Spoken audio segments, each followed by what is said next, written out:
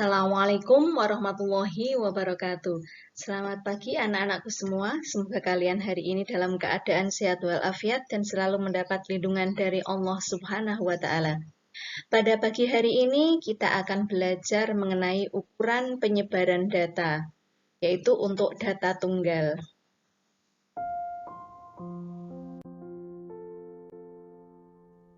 Tujuan pembelajaran hari ini adalah siswa dapat menentukan rentang dari data tunggal. Yang kedua, siswa dapat menentukan jangkauan antar kuartil dari data tunggal.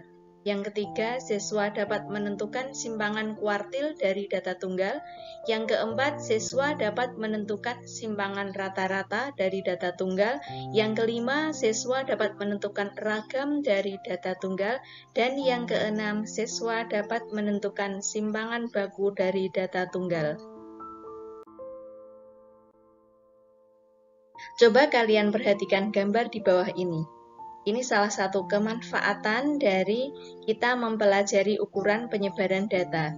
Yang pertama yaitu ada gambar karyawan di suatu perusahaan ya sedang bekerja. Kemudian gambar yang sebelah kanan pasar Taman Puring, surga pemburu sepatu bermerek.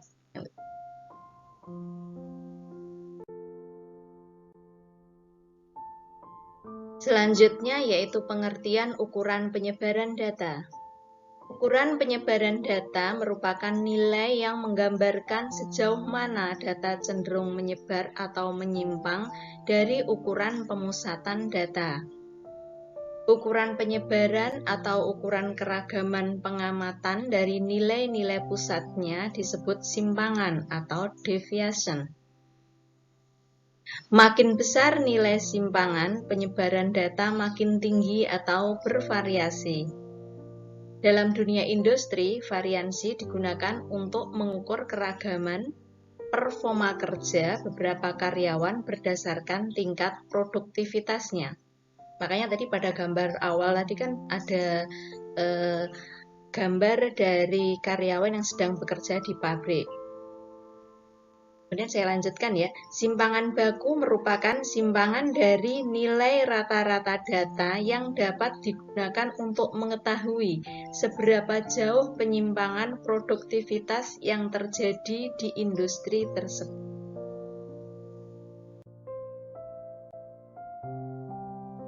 Mengetahui hanya rata-rata dari suatu data tidak cukup untuk mendeskripsikan data sepenuhnya. Kita perlu mengetahui bagaimana penyebaran data. Sebagai contoh, seorang penjual sepatu olahraga di suatu daerah telah mengetahui bahwa rata-rata ukuran sepatu olahraga yang laris adalah ukuran 40. Penjual sepatu tersebut tidak akan bertahan lama dalam penjualan sepatu olahraga ini jika dia hanya menjual sepatu ukuran 40. Walaupun dia mengetahui rata-rata ukuran sepatu pembeli di daerah tersebut. Dia juga perlu mengetahui bagaimana data menyebar, yaitu apakah datanya mendekati rata-rata ataukah menyebar merata. Ukuran yang menentukan penyebaran data disebut dengan ukuran penyebaran data atau dispersi.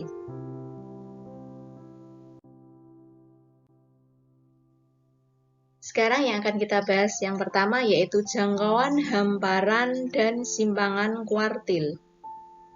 Jangkauan atau biasa disebut juga dengan rentang atau ring data adalah selisih antara data nilai terbesar dan nilai data terkecil.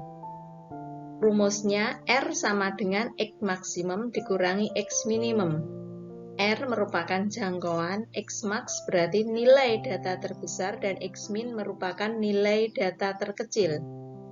Selanjutnya yaitu jangkauan antar kuartil atau hamparan, biasa dilambangkan dengan H, adalah selisih antara Q3 atau kuartil ketiga dan kuartil pertama atau Q1. Rumusnya H sama dengan Q3 min Q1. Simpangan kuartil atau jangkauan semi antar kuartil, biasa dilambangkan dengan QD, adalah setengah kali jangkauan antar kuartil. Jadi nanti QD sama dengan setengah H. atau sama dengan setengah dikalikan dengan Q3 dikurangi Q1.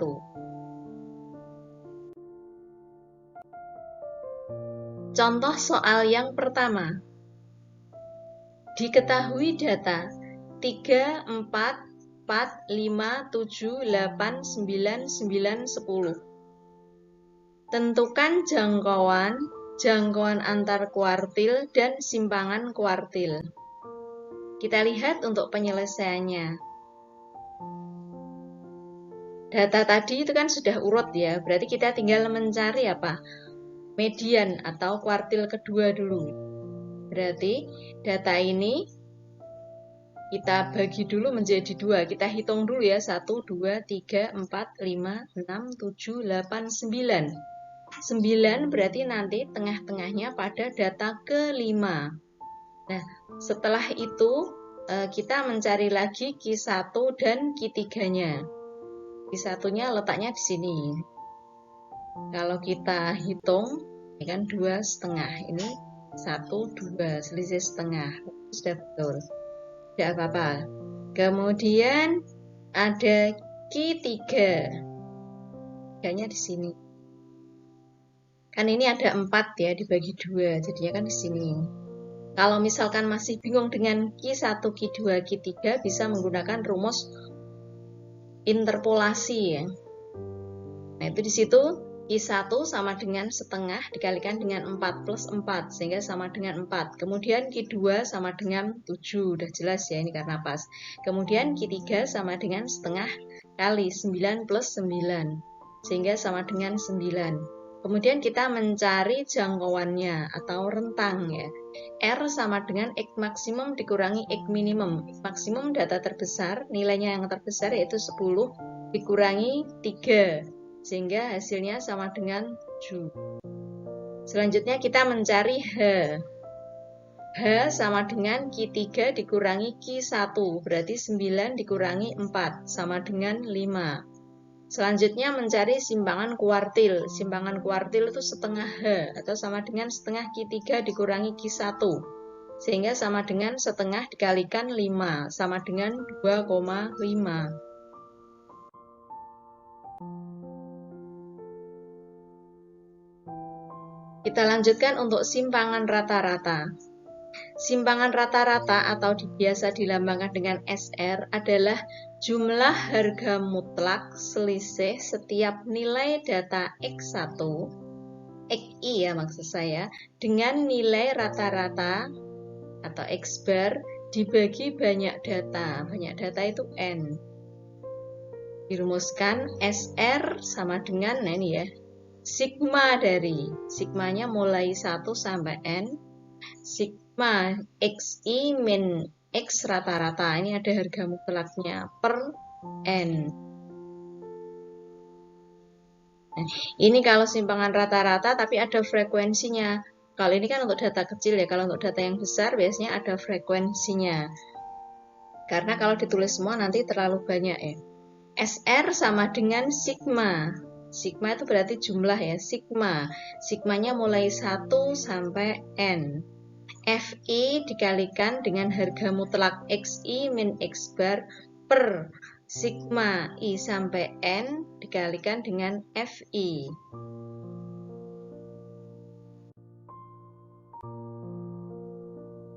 Sekarang kita lihat untuk contoh soal yang kedua. Hitung simpangan rata-rata dari kumpulan data 4, 5, 5, 6, 6, 7, 7, 8, 9, 9. Penyelesaiannya, pertama kita akan menghitung rata-rata atau min dari data tersebut. Berarti nanti X rata-rata sama dengan kan sigma X ya, berarti ini semua dijumlahkan. Dibagi banyaknya data tuh 2, 3, 4, 5 per 10. Jadi sama dengan, ini kalau kita hitung, 66 per 10 sama dengan 6,6. Berikutnya kita akan menghitung simpangan rata-rata dengan rumus yang tadi sudah dituliskan. SR sama dengan sigma I sampai N dikalikan dengan harga mutlak XI min X rata-rata.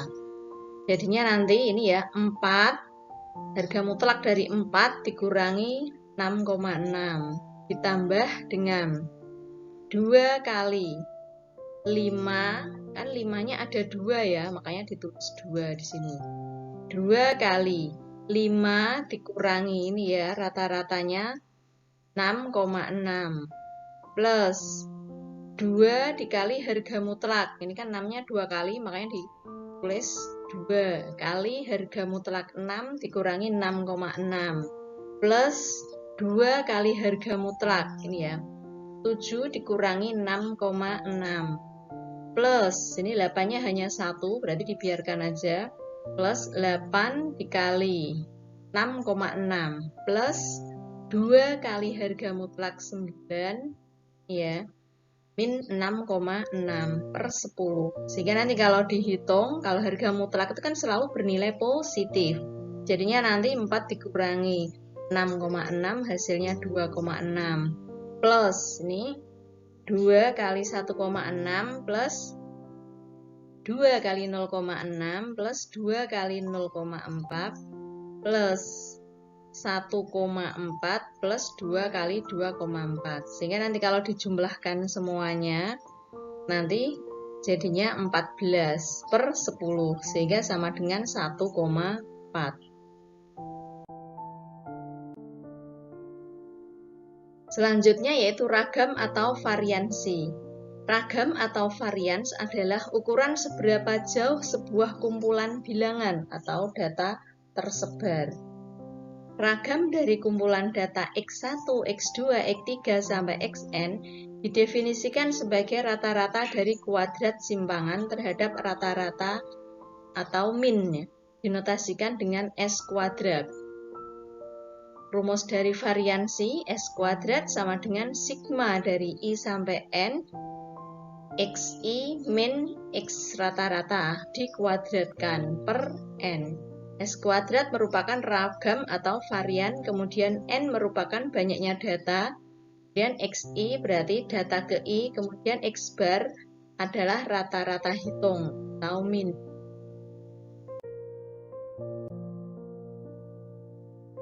Kemudian untuk rumus dari simpangan baku ya.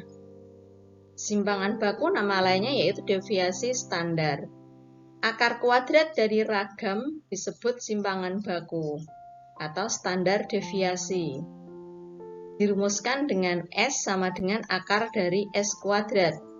Sama dengan akar dari sigma I sampai N XI min X rata-rata dikuadratkan per N.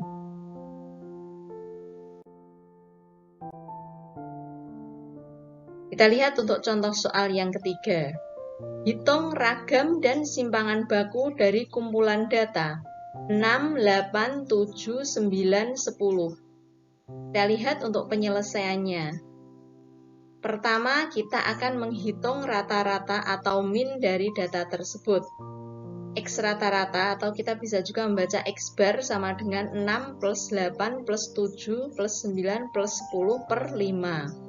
Kalau kita jumlahkan sama dengan 40, jadinya 40 per 5, sama dengan 8. Berikutnya kita akan menghitung ragam dengan rumus yang tadi ya. S kuadrat sama dengan sigma I sampai N, XI min X rata-rata dikuadratkan per N. Tadi X rata-ratanya sudah ketemu 8 ya, kita masukkan ya. Jadinya nanti 6 dikurangi 8 dikuadratkan. Kemudian plus 8 dikurangi 8 dikuadratkan. Plus ini sekarang 7 dikurangi 8 dikuadratkan. Plus 9 dikurangi 8 dikuadratkan. Plus 10 dikurangi 8 dikuadratkan. Per banyaknya data. Berarti ini ya 1, 2, 3, 4, 5. Per 5. Ini kalau kita hitung jadinya kan 2 kuadrat sama dengan 4. Dan ini 0 kuadrat 0 plus 7 min 8 berarti 1 ya. Min 1 kalau dikuadratkan jadinya 1. Kemudian 9 min 8 1 dikuadratkan 1 plus 10 min 8 berarti 2. Dikuadratkan hasilnya 4. Per banyaknya data 5 sehingga sama dengan 10 per 5. Sama dengan 2. Simpangan bakunya berarti kan S lambangnya.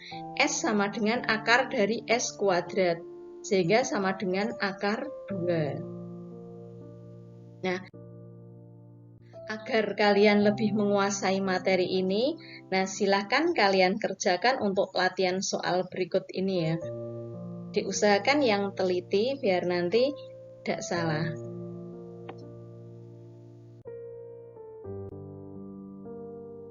Nah, demikian materi hari ini. Semoga kalian bisa memahami dan materi ini bermanfaat bagi kalian. Saya akhiri sekian dulu. Wassalamualaikum warahmatullahi wabarakatuh.